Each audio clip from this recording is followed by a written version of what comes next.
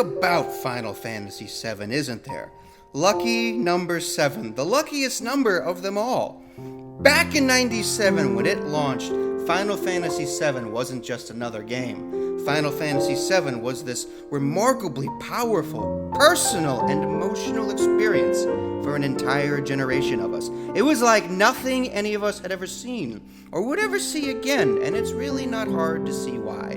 Back then, Final Fantasy VII was, and still is, an undeniable RPG tour de force. But not only that, like I have already said way back on my BioShock video, it is not ever just the game itself, no matter how great its qualities may be, that will forever define it for us, but equally as much the where and the when in our lives we experience a game that will forever shape how we feel about it. And for a whole generation of us back in '97 and '98, you could not have possibly asked for a more pitch-perfect time for such a game to have come into all our little gaming lives than when Final Fantasy VII did. After all, my generation was once the Nintendo generation, so to speak. Most of us are now from 24 to 33, but back then we were the generation whose entire childhood was almost entirely spent shaped by saving princesses, fighting robot masters, fighting vampires, shooting our way through alien jungles and alien planets, and so much more. If you had to ask any of us to define our childhood for you in 3 words, it would be unspeakably easy. You would get the exact same answer every time. The same 3 words. Nintendo Entertainment System. That was it! That was childhood for us, and you can bet if you then asked us for 5 words instead of 3, you would definitely be getting either Super Nintendo or Sega Genesis added to the list. Nintendo, Super Nintendo, and a pinch of Sega Genesis. I doubt you will ever find a time in gaming more beloved, treasured, or romanticized than that. But things were about to change dramatically, weren't they? Not just for my entire generation, but simultaneously for the entire gaming industry as well. For us young gamers, it meant the end of grade school, the end of childhood, the march on to middle school, high school, puberty, hormones, growth spurts, growing pains, social awkwardness, and acne, to just name a few. It meant we were all about to go through the largest and most dramatic changes in our entire life since inception. And paralleling this exactly at the exact same time was everything the very gaming industry was going through as well. Their greatest changes since their inception, too.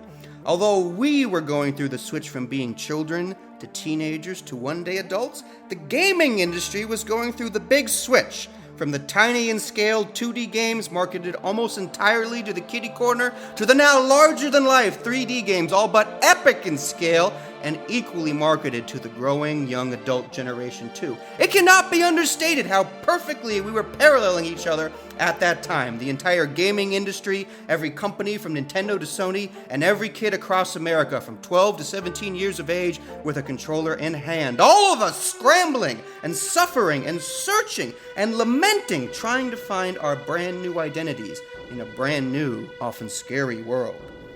All we needed was a game.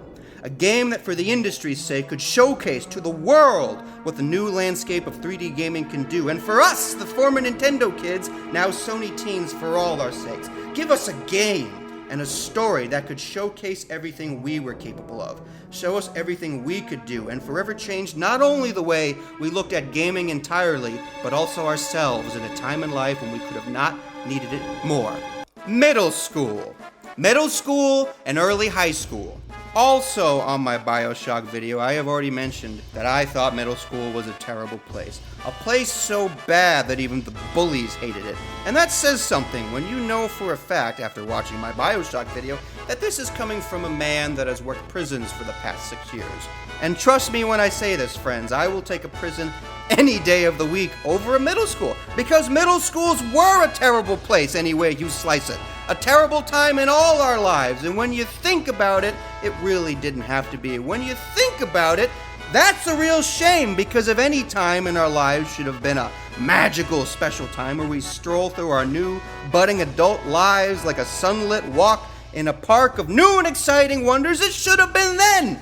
but instead it was a highly psychotic, highly vicious, and savage time where most of us are driven into a frenzy of kill or be kill, popularity contest insanity due to gallons upon gallons of never-before experienced hormones pumping through our newly minted teenage veins. You know, though I have already compared the world of BioShock to be very similar to the world of prisons, you know what? It's extremely similar to the world of middle school, too. They are all absolutely terrible places. Now let's get back to RPGs, shall we?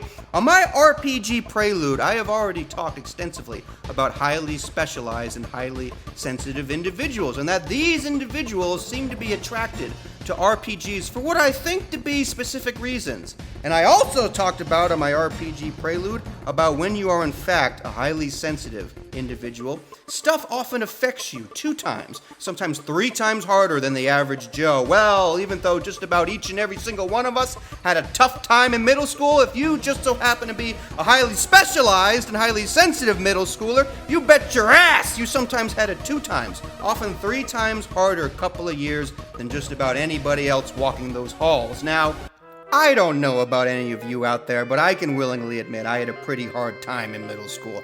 I can willingly admit that I froze up like a deer in headlights back then. Like a great big wuss and got run over by a fucking dump truck. I was just like that little curly-haired kid in the Hunger Games that got picked off 60 seconds after the horn rang, and I'm pretty sure that was a lot of us back then. I'm pretty sure a lot of us felt like we got picked off back then. A lot of us felt victimized and totally helpless. Helpless! Let me say that again, helpless. But let's say back then I knew of a place where you didn't have to feel so helpless. A place where you actually had a fighting chance for once. And you could actually accomplish something for once rather than continuing to be a human punching bag / self-esteem booster for just about everybody else walking the middle school halls. A place where you could actually even fuck up on occasion, make mistakes, and no one would ever laugh at you or care. Would you want to go to this place back then? Yes, you say? More than anything you say? Well, in actuality, you already did go to this place. You went to this place every time after school because this place was called video games. Ha! And yet here, I'll do you one better. Inside of the world of video games, what if I told you there was an even better place to go? A place where you could actually be the hero for once instead of your total loser, cowardly self. A place where you could actually go on a quest to save an entire kingdom, an entire world, and actually prove to everyone, including everyone in your entire 7th and 8th grade, that you were anything but a total pansy. And best of all, what if I told you in this place you could actually have a nice group of friends for once to accompany you that in no way were a bunch of pansies like you, but are in fact pretty cool. And in no way do they ever make fun of you or treat you like shit. Would you in fact want to go to that place? You bet your ass you would, but where is this magical place? What is it that I'm talking of? I'm talking, of course, about the land of RPGs. My God, right? No wonder we all became so addicted to this gaming genre back then. Because back then, giving a bunch of 32-bit role-playing games to a bunch of disenfranchised, highly sensitive, highly beaten down, and broken up nerds was the equivalent to giving us all free crack. Because, let's face it, back then, everything, literally everything in our lives suddenly felt completely out of our control. Everything except for video games. Heck, even our own bodies were no longer under our complete control. Even our identities and who we thought we once were could change at any minute. So to say that many of us felt powerless and hopeless back then would have been the understatement of the entire year.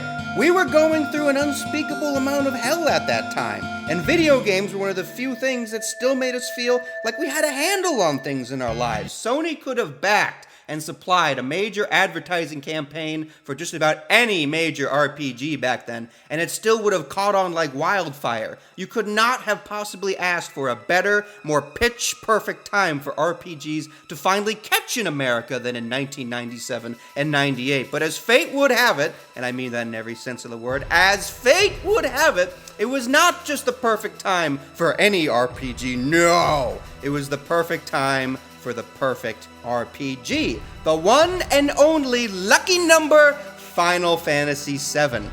Haters can hate this game all they want until the end of time, but nothing can ever change the fact how perfect everything was for Final Fantasy VII to finally launch, making it a game not only to become one of the top-grossing RPG games of all time, but to make a meteor-sized impact on the entire gaming world that we are still feeling today.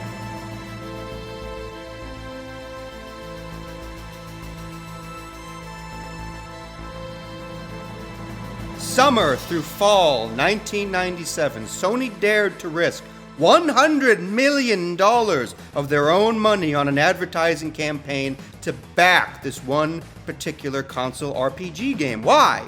Because through Final Fantasy VII, they wanted to showcase to the entire industry, to the entire world, everything that their new PlayStation could do that the then still console king Nintendo and their new Nintendo 64 never could. And though in hindsight now, it looks to be a master stroke, a knockout punch even, so to speak, yet in all honesty, it was a huge risk for them. Think about it. If Final Fantasy VII had flopped, not only would it have meant they would have wasted $100 million advertising dollars, but their entire message of, look what the PlayStation can do, would have been flipped completely upside down on them and transformed into, yeah, you should just go buy a 64. We're sorry.